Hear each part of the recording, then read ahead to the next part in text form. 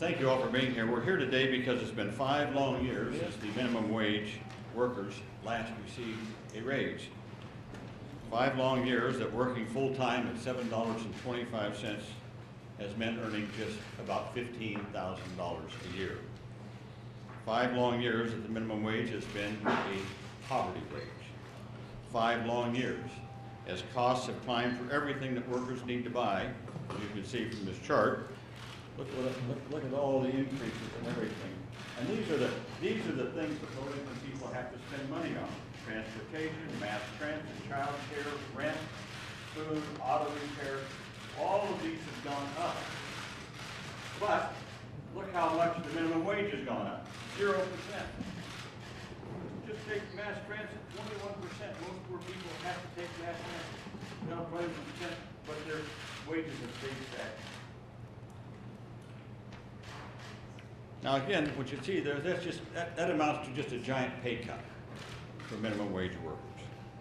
And we had a screen here, the clock here from the Center for Economic and Policy Research shows a staggering amount of money that workers and our economy have lost since 2009, since July 24th of 2009.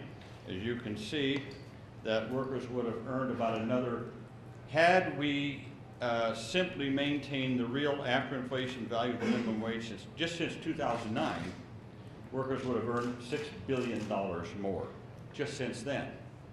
However, look at the bottom number.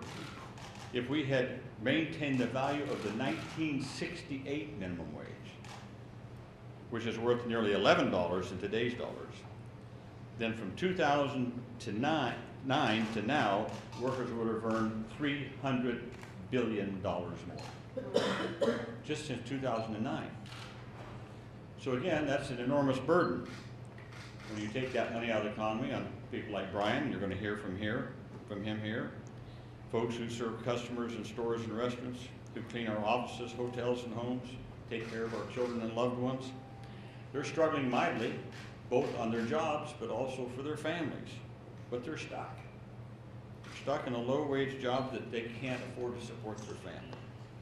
So it's long past time to raise the minimum wage to $10.10 an hour, and to raise the minimum wage for tipped workers for the first time since about 1993, if I'm not mistaken, and index those to the cost of inflation so we don't see this happening in the future. So Americans understand that our economy is still struggling. They know that Main Street businesses like those of Chris Summers here need customers. They need customers with money in their pocket to help them thrive. And they know that raising the minimum wage will help their businesses and help our economy, and they're right. I always say, think about it this way: if you raise the minimum wage for minimum wage workers, they're not going to spend that extra money by flying to Paris for the weekend. No, they're not buying a yacht or a private jet. They're spending it on pizza and beer and things like that in our local stores. They're going out for an evening, maybe with their families, maybe once or twice a week. Maybe they'll go out and maybe have a meal someplace, which they can't afford to do right now. So again, raising that minimum wage will pump billions of dollars into the economy. All economists basically agree it will raise the GDP of this country. It will raise the GDP because what most economists agree now is there's lack of aggregate demand, which means people don't have enough money to spend, especially on the lower end of the economic scale. So again, the American people deserve a fair shot at the American dream. We're fighting to bring the minimum wage bill for another vote this year. I couldn't ask for a better partner in this than a partner of now 40 years in Congressman George Miller on the House. Maybe I shouldn't talk about that right now. So, Congressman Miller. 80 years standing here together. It's an honor to be here, but it's not a pleasure because we should have voted a long time ago to raise the minimum wage. These figures speak for themselves. It's not just that this income is being denied to the workers, to their families, but it's being denied to local economies. It's being denied to Main Street. It's being denied to businesses all across America. And that's why this is about a healthy economy. And in those areas where they've gone ahead and raised the minimum wage without waiting for the federal government to raise the federal wage, they're seeing increased activity in stores, they're seeing increased employment in small businesses, they're seeing increased enjoyment of the hospitality industries in those same cities. And so all of the old stories where people try to tell you that this was going to be the death knell of businesses in our community, it's just the opposite. And if you look at more and more of the economic analysis of how slow our economy is growing, while it's growing, this is not the pace that America expects or that America needs. It's because there's been wage stagnation, and certainly in the minimum wage category for millions of workers, there's an absence of a sufficient amount of money to participate in the American economy. That's why some businesses have supported the increase in the minimum wage, because there's not enough money moving around throughout the economy. The quickest way to get that in the economy was they could have extended long-term unemployment benefits, and they could raise the minimum wage. That money, as Senator Harkin pointed out, goes right back into the economy. It's a very fast dollar as it moves around, because people have to spend it to pay their bills, to take care of their doctors, to take care of their kids, to pay the rent, to put gas in their car, to buy transportation tickets to go to work. And while they can't get an increase in the minimum wage, these are the same workers that are assaulted with schedules that they don't know from week to week, day to day, how many hours they're going to work. It's becoming more and more of a business strategy. So they're visiting uncertain schedules on the backs of minimum wage workers, and they're also visiting stagnant wages on the back of these workers. Just focus on this clock. This is the money. This isn't the money that's going into, this is not coming out of the hide of shareholders. It's not coming out of the hide of CEOs and well-paid executives. It's coming out of the hide of minimum wage workers in this country. That's why the Senate and the House must act if they really want a robust recovery in America. We got to raise the minimum wage. It's time for 10-10, and I want to recognize Senator Franken, who's been a great supporter of this. And between the two of these, these two guys are going to get it done. So we're on our way. Thank you. What an honor to be here with George Miller and Tom Harkin. I was just at an event where they each received the Roosevelt Institute medal, and they have just been champions of middle-class people and those striving to be in the middle class. Look, the minimum wage peaked in 1968. That's 46 years ago. Think about that. Think about how much productivity has gone up in all of that time. And think about what that means to these families. And remember, the average age of a minimum wage worker is 35 in this country. And most minimum wage workers are women. And a large percentage of them have kids. Think what this means to kids. And understand that in many cases, if we raise the minimum wage to 10-10, it would take some families off of food stamps. As it is, the taxpayers are subsidizing a lot of companies around this country, a lot of very, very big corporations, to not pay people as much as they were paid in 1968. 1968. Very often when I talk about this, I pick somebody out from Minnesota. Amiz Rock is a mother of two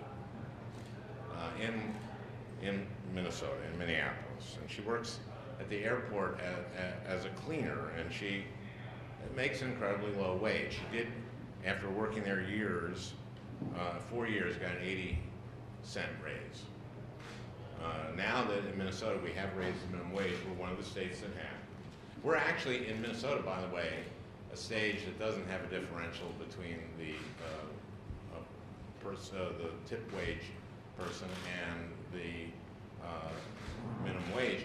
And we have a lot of restaurants in Minnesota and I want you all to visit them, and both in the Twin Cities and around the state. And they're doing just fine. Mizrak, so she has kids, and she has kids that she wants to go to college, so they don't have to work 40 hours or more a week and live in poverty. And that's the case. That's what we're talking about here. We're talking about an America where people work full-time and still live in poverty. And I think that's just like sort of a baseline that we should not tolerate.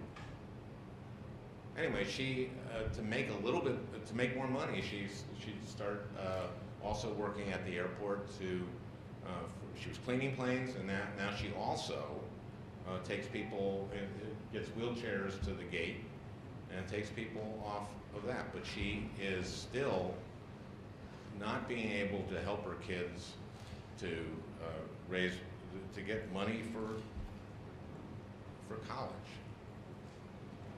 This doesn't work out economically. Both Tom and George have said that what's hurting our economy is a lack of demand. When I talk to businesses and ask them, why aren't you expanding? It's always the same thing. We need more demand. Some are expanding. We have had some expansion of late. But if the people at the bottom, people making minimum wage, when they're getting more money in their pockets, they almost by definition spend that money. So that money gets back in the economy. It has a multiplier effect. This is a very efficient way of getting money into the economy, and it's about justice, and it's about sound economics. So I want to introduce Brian Tucker. He's from Southern Virginia.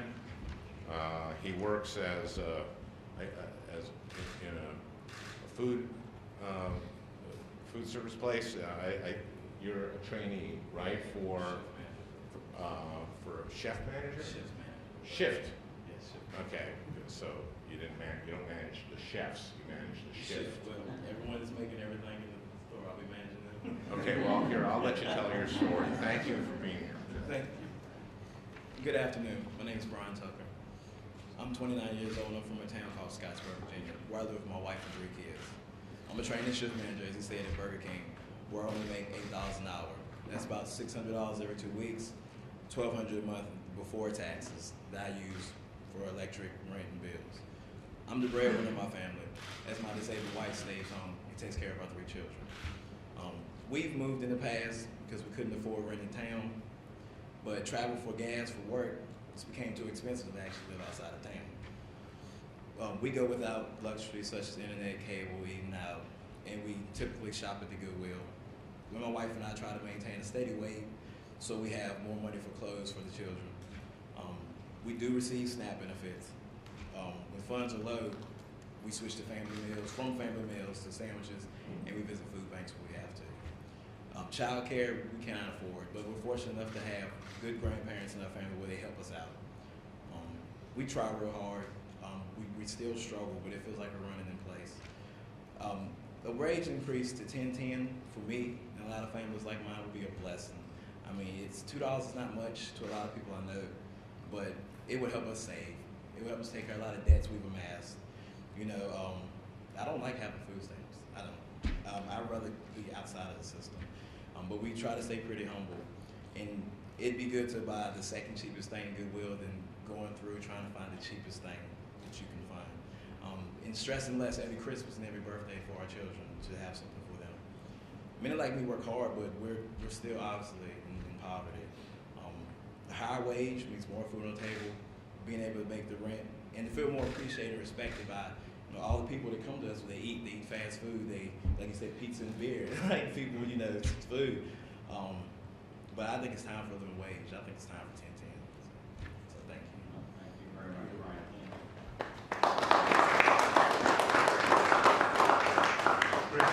Step in and introduce yourself. Opponents of raising the minimum wage often say that they speak for small businesses. They claim to know what's best for our economy. My name is Chris Summers, co-founder of Pie Pizzeria and Gringo Mexican Restaurant, a proud member of Business for a Fair Minimum Wage, and I'm here to tell you why they're dead wrong. 3 months ago, my business partner, Frank and I began a voluntary minimum wage of $10.10 for 175 employees of our restaurants. And we're not alone. Contrary to what opponents of a raise claim, a new national poll suggests that 61% of small business owners support increasing the minimum wage to $10.10. 61%. Frank and I raised our entry-level wage because we knew it was the right thing to do. Our teams work incredibly hard at our restaurants in St. Louis and down the street here in Washington, D.C. But some of them couldn't afford to buy the very pizza that they put so much effort into for our guests. That's wrong. And it's not good for business. Small businesses don't create more jobs when their owners have more money in their pockets with the low wages. We create more jobs when other people have more wages in their pocket to spend at our businesses. More working Americans like those at Pie and Gringo walking around with money in their pocket is what fuels this economy and creates more demand for my pizza and tacos and every other small business's products. It's really simple. We've lost employees because they couldn't fill their tank to get to work or make a car repair. That's just not right. They work way too hard to suffer like that. Frank and I made the effort to fix this where we could because Congress has not. Some business owners who haven't run the numbers like us will say they can't afford a wage increase. I'm here to tell you that you can. We spent months analyzing our labor costs, hiring costs, training costs, and turnover costs before making this move. A sense of right and wrong may have sparked our decision, but it was old-fashioned number crunching that concluded that we can, and therefore we will, do what Congress should have done years ago. We spend over $500 training every new line cook. We throw away thousands of dollars of product every year due to inexperienced employees improperly preparing it.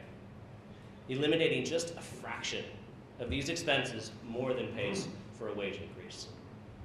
The morale boost and loyalty that we have gained from our employees not jumping ship for 50 cents down the road extra pays for this increase. And our more experienced teams take better care of our guests. I can't tell you how many brand new customers we now have who have written us notes telling us that they're here at our restaurants because we take care of our employees. They're visiting us more frequently now too, further contributing to our top line and our bottom line. We're 3 months into our new operating budgets, and guess what? We're having an incredible summer. Our teams are performing well. Our labor cost is under budget. Our sales are great, and we're expanding. To those who say jobs will be eliminated due to wage increases, you're wrong again. We're opening 2 new pie restaurants this year in Cincinnati, Ohio, and Miami, Florida, adding at least 100 new jobs. I urge Congress to pay attention to how business really works. Listen to the majority of business owners who support a 10-10 minimum wage and take action. If Pie and Gringo can do it, so can you. Thank you.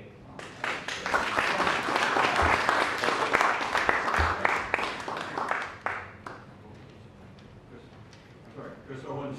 I'm sorry. Okay.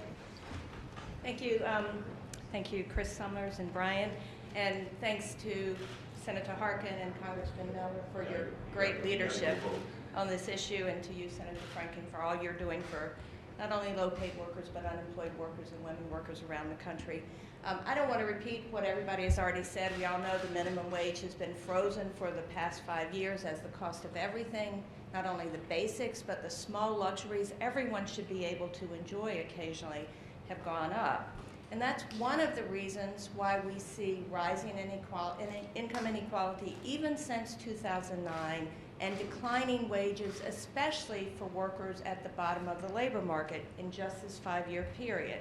Congress could act to address that before the session ends by passing the minimum wage increase, raising it to $10.10 an hour, fixing the egregious tip credit, and then indexing the minimum wage to rise every year so we don't have to go through this every 5 or 10 years. It's ridiculous. Nothing else in this country works this way. We shouldn't have to do this every time the minimum wage needs to go up. It's really baffling that the vote blockers in the Senate refuse even to allow a vote. As Chris said, 61% of real small business owners, not their industry mouthpieces, but real small business owners support raising the minimum wage. And that's because it's good for their businesses, it's good for the local economies, it's good for their employees. Small businesses think of their employees as members of their families. They care about how they treat them, and that's why small business actually supports a higher minimum wage. It's also our lived experience that minimum wage increases, higher minimum wages, are really good for the economy. As Center for Economic and Policy Research has shown, in the 13 states that have raised their minimum wages, that raised them at the beginning of the year, every single one of them has had a higher job growth rate than the states that had not done so. And the Economic Policy Institute has shown that the 7 states that do not allow a tip credit but require one fair wage for all workers, like Minnesota, actually have stronger job growth in leisure and hospitality, which is the tipped wage sector, than the states that don't have equal pay for equal work. And so all the evidence points to good economic benefits, good business benefits for raising the minimum wage. But here's the sad reality. Every single day, millions of us rely on millions of minimum wage workers for our lives, for our livelihoods, and for our leisure. But the truth is, minimum wage workers cannot rely on what they earn just to get by. They work for a living, but they cannot make a living from work. We need to put an end to this nastiness and to this charade. Congress needs to take up and pass the Fair Minimum Wage Act, and then we need to get on to rebuilding the economy. Thank you very much. I'm glad to take questions, I'm sure also. I just want to make one thing a little bit clearer here. Some people, there have been some suggestions that maybe we shouldn't go to 10.10, we could go to $9 or 9 something, and then index it. I think Senator Franken said it best. There's a baseline here, folks. If we're going to index the minimum wage, it should not be below the poverty level. We want to lock in for all future workers that the minimum wage will be below the poverty level? No, 10.10, and the reason that we work so hard to get it at that level, it gets us just above the poverty level. And then you index it. So when you hear people say, well, maybe we could compromise on $9 or something like that, no. There's a baseline here. We're not going to have a minimum wage indexed and locked in for the future that still puts people below the poverty level. It's just not right. If there's other compromises and things that people want to work on, be glad to entertain them, but that's baseline. Without a little questions. Senator, why push this issue so hard right now? Is it because, in part, it is a popular issue with the base of the Democratic Party, it's an election year, or is there some other reason to push this minimum wage issue right now? Well, we've been pushing for a couple of years, Actually, more than that, now that I think about it, almost 3 years we've been pushing it. But it's come to the point now where we had one vote on it earlier in the Senate. We did not get cloture, as you know. And I think that more and more people are sensing that we need this for our economy. And it's just not right. This has nothing to do with, I don't think, Democratic base or anything like that. It's the right thing to do. I think more and more the American people are sensing that. And yes, we're going to have another vote on it. We're going to have another vote on it. Now, whether the House will or not, that's up to Mr. Boehner. But we will have another vote on that soon here in the Senate. Also, we've seen quite a few states, including Minnesota, raise their minimum wage, and as Chris said, those states are actually creating jobs at a faster rate than those that haven't. So I think that we have some evidence in that says that this is good for the economy, and I think we're sort of building on that.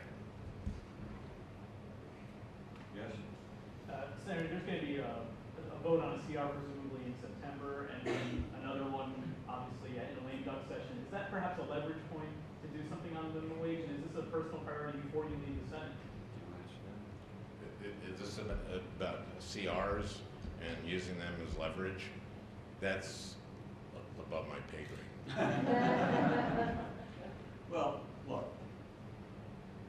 we're going to do everything we can to get an up or down vote on this. If we have an up or down vote, we win. It's just getting the Republicans to quit filibustering. That's what's stopping it, is a Republican filibuster. Where we have to have 60 votes, we don't have 60 votes. So we want to get to a point where we can have a clear up or down vote on raising the minimum wage and indexing it, raising the tip wage, finally.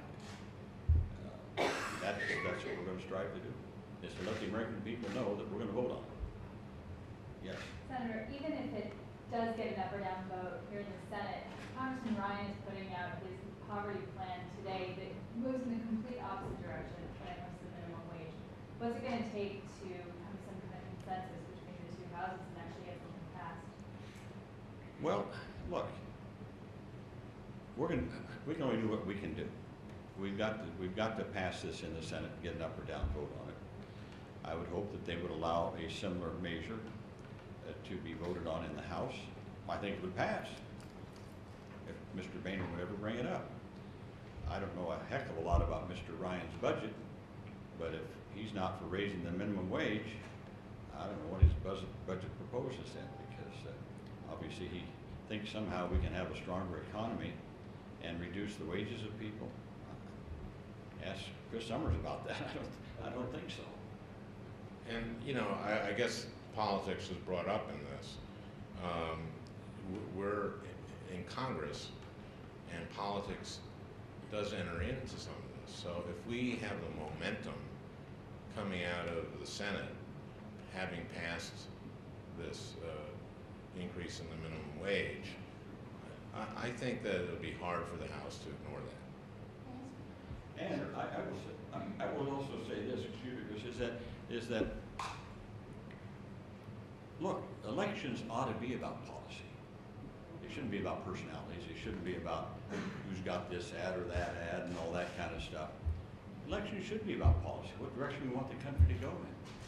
And I think the American people have every right to know who is for raising the minimum wage and indexing it to 1010 and who is not. To me, that's a policy difference. If we can't resolve that before the election, then perhaps the electorate will help us figure it out afterward. So I just wanted to speak actually to all three questions, because the minimum wage has always been a bipartisan issue. It has always passed with bipartisan support. This is the first time in decades that there has not been Republican support for raising the minimum wage. The fact is that 20% of Republicans' constituents live at the minimum wage and would benefit from increasing the minimum wage. So it is definitely an issue for their members just as much as it is an issue for Senator Harkin and Senator Franken's constituents. And I completely agree that if it passes the Senate, we have the momentum from that, and if Speaker Boehner allows a vote, we will win it in the House. That is what has always happened before, and the real problem here is the Speaker refuses to allow a vote on minimum wage, on extending unemployment benefits, on most of anything that would be beneficial to America's workers. So I think that's the real challenge, but I think passing it in the Senate would go a long way toward changing the dynamic in the House. And let's remember that we're talking about a bill, you know, we're talking about the 5-year anniversary of minimum wage going up, but we're talking about a bill that was signed by President George W. Bush. Right. Actually, following up on Mr. Ryan's plan, the basic outline seems to be that he would extend the EITC for childless workers, reduce spending on what he considers less effective anti-poverty programs. I'm not sure if that includes the implementation, but that's what he said. And also that he would close corporate loopholes, which I know is something that Senate Democrats in particular have been very enthusiastic about, as a means to fund anti-poverty programs. So given that compromise, I guess, that he's proposing, is that something that you would see as passing both houses and having a big time? You know, we have to look at the exact proposal. I mean, that was what I heard was increasing the EITC for childless workers and getting rid of poverty plans that he considers aren't working. I'd like to know what those are. And closing loopholes to pay for poverty plans that I assume that he is saying is working. I'd like to know what he's saying those are. I like to see what those numbers are. So, you know, I mean, we need things on the table to be talking about addressing people who are at the bottom in this age where the income gaps have gotten so are as high as they've been since the Great Depression, since before the Great Depression. And but I of course have to see more of that. Any last things? I want to thank both Chris Owens, Chris Summers, Brian. Thank you for coming up and lending your voices and your support to this effort, both from the standpoint of someone who's working at minimum wage and from an employer who's hiring people. We have had other small business owners who have come in and testified the same as you, Chris, that this is a good thing to do, good for your business, and it's the right thing to do. So thank you very much for that. Thank you all for being here. Let's get this passed.